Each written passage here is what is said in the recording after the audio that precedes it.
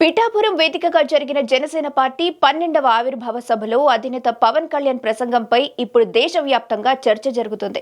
ఈ సభలో పవన్ ఏపీ నుంచి తమిళనాడు వరకు, వైసీపీ నుంచి టీడీపీ వరకు పలు అంశాల్ని టచ్ చేశారు. అదే సమయంలో విమర్శల విషయంలోనూ బ్యాలెన్స్డ్ గా వ్యవహరించారన్న చర్చ జరుగుతుంది. అలాగే తన ప్రస్థానం గురించి కూడా పవన్ స్వాగతం చెప్పుకున్నారు. అదే సమయంలో సిద్ధాంతాలు మార్చేసుకున్నానంటూ ఇంగ్లీష్ మీడియాలో వస్తున్న విమర్శలకు గట్టిగా సమాధానం చెప్పారు. ఈ నేపథ్యంలో పిఠాపురం సభ ద్వారా వివిధ అంశాల్లో పవన్ ఇచ్చిన మెసేజ్ ఏంటో ఒకసారి చూద్దాం.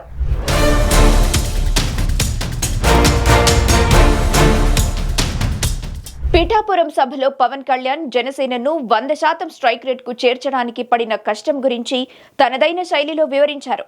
తనను తిట్టని తిట్టు లేదని, చేయని అవమానం లేదని, కుట్రలు కుతంత్రాలు చేశారని గుర్తు చేసుకున్నారు. అసెంబ్లీ గేటు తాకలేనని చరిచిన తొడల్ని బద్దలు కొట్టామంటూ వైసీపీ సవాల్కు ఎలా బదులిచ్చామో చెప్పారు. 11 ఏళ్లలో జనసేనను నమోదైన పార్టీ నుంచి గుర్తింపు పొందిన పార్టీగా మార్చామంటూ సగర్వంగా చెప్పుకున్నారు. అవగాహన లేకుండా పార్టీ పెట్టలేదని, దశాబ్దం పాటు పార్టీని నడపాలంటే ఎన్ని పోగొట్టుకోవాలని ప్రశ్నించారు. పవన్ కళ్యాణ్ సిద్ధాంతాలు మార్చుకున్నాడంటూ ఇంగ్లీష్ మీడియాలో వస్తున్న కథనాలకు పవన్ పిఠాపురంలో కౌంటర్ ఇచ్చారు. గతంలో ఎంజే అక్బర్ వంటి వారు మతతత్వ బీజేపీ అని తిట్టిపోసి ఆ తర్వాత బీజేపీ ఎంపీలు కాలేదా అని గుర్తు చేశారు. చేగువేరాను కమ్యూనిస్టుగా ఇష్టపడలేదని, వైద్య వృత్తి వదిలి విప్లవకారుడయ్యాడని ఇష్టపడ్డాడని పవన్ తేల్చి చెప్పారు. తద్వారా కమ్యూనిస్టు భావజాలం నుంచి బీజేపీ భావజాలానికి మారిపోయానంటూ వస్తున్న విమర్శలకు కౌంటర్ ఇచ్చారు.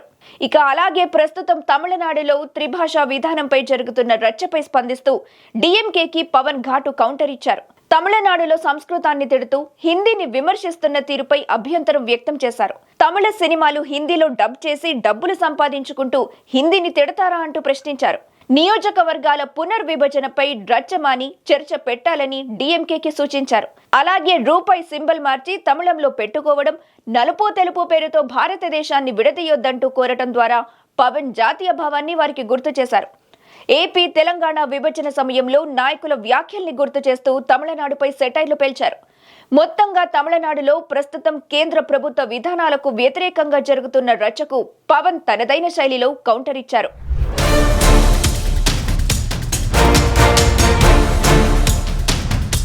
తిరుమల లడ్డూ వివాదంపై తాను లేవనెత్తిన అంశాలు, ఆ తర్వాత ఎలా వాస్తవాలని నిర్ధారణయ్యాయో కూడా పవన్ వివరించారు. తాను ఈ వివాదంలో ముస్లింలను, క్రైస్తవులను నిందించలేదని, దోషుల్ని మాత్రమే పట్టుకోమన్నానని గుర్తు చేశారు. చివరకు నిందితులుగా తేలింది హిందువులే అన్నారు. ఎవరైనా మొదటిసారి తప్పు చేసినప్పుడే శిక్షిస్తే పర్యవసనాలు ఇలా ఉండవంటూ పవన్ స్పష్టం చేశారు. తద్వారా తిరుమల లడ్డూ వివాదంపై తనపై విమర్శలు చేస్తున్న వారికి పవన్ కౌంటర్ ఇచ్చారు. చివరిగా తాను చిన్నప్పటి నుంచి ఎలా పెరిగానో కూడా పవన్ కళ్యాణ్ పిఠాపురం సభలో గుర్తు చేసుకున్నారు. తనను చెంటే సినిమాలో మీనాల ఇంట్లో వాళ్లు పెంచారని, 3 సినిమాలు తీసిన తర్వాత కూడా ఇంటికి లేటుగా వస్తే ఇంట్లో వాళ్లు కంగారు పడేవారని గుర్తు చేసుకున్నారు. అలా పెరిగిన తాను సినిమాల్లోకి, రాజకీయాల్లోకి వస్తానని అనుకోలేదన్నారు. కోట్ల మందికి సంబంధించిన రాజకీయాల్లోకి వచ్చానంటే అది భగవంతుడి రాతేనన్నారు. మొత్తం మీద పవన్ కళ్యాణ్ పిఠాపురం సభతో అవమానాల నుంచి జనసేన ఎదిగిన తీరు, ప్రస్తుతం దేశం ఎదుర్కొంటున్న విభజనవాదం, తాను వ్యక్తిగతంగా సిద్ధాంతాలు మార్చుకున్నానంటూ జరుగుతున్న ప్రచారానికి కౌంటర్, ఇలా అన్ని విషయాల్ని తాకుతూ సాగిపోయింది.